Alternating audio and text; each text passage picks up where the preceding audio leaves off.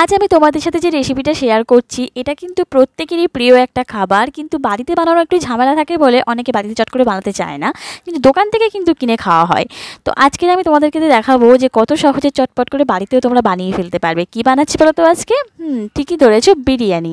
বাসমতি চালটাকে 1 ঘন্টা ভিজিয়ে রেখে তারপরে সিদ্ধ করে নিয়ে জল ঝরতে দিয়ে দেবো। এদিকে মাংসটাকে ম্যারিনেট করে নিচ্ছি আদা রসুন বাটা, কাশ্মীরি লাল লঙ্কা গুঁড়ো, হলুদ গুঁড়ো, লবণ দিয়ে ম্যারিনেট করে রেখে দিলাম। এবার এদিকে একটা বেরেস্তা তৈরি করে নেবো। তার জন্য পেঁয়াজ কুচি একটু নুন মাখিয়ে ভালো করে একদম কুড়মুড়ো করে ভেজে নিয়ে তুলে নিয়েছি। তারপর ওই তেলের মধ্যে বাকি পেঁয়াজটাও দিয়ে দিয়েছি, দিয়ে চিকেনটা যেটা ম্যারিনেট করে রেখেছিলাম সেটাকে দিয়ে ভালো করে কষিয়ে নেবো ঢাকা দিয়ে। এবারে সব শেষে উপর থেকে একটু কেওড়া জল আর একটু বিরিয়ানি মশলা ছড়িয়ে দিয়ে নামিয়ে নেব। এবারে বিরিয়ানির লেয়ারটা তৈরি করে নেবো। তার জন্য নিয়ে নিচ্ছি একটা টেচকির মধ্যে এই যে কটা তেজপাতা দিয়ে দিচ্ছি। তেজপাতা দিলে কিন্তু ফ্লেভারটা খুব ভালো আসে।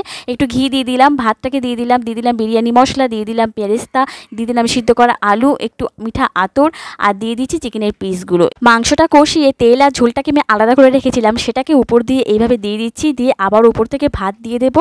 তারপর চিকেন, আলু, বেরেস্তা, বিরিয়ানি মশলা, একটু কেওড়া জল, ঘি যেমনভাবে লেয়ার দিয়েছিলাম উপর থেকেও সেম ওইভাবে লেয়ারটা দিয়ে দেবো। ব্যাস, লেয়ার তৈরি। এবার ঢাকা দিয়ে উপরে কিছু একটা চাপিয়ে দিয়ে গ্যাসে ফ্লেমে লোতে মোটামুটি আধা ঘন্টার জন্য দমে রেখে দেবো। তারপরে তৈরি বিরিয়ানি।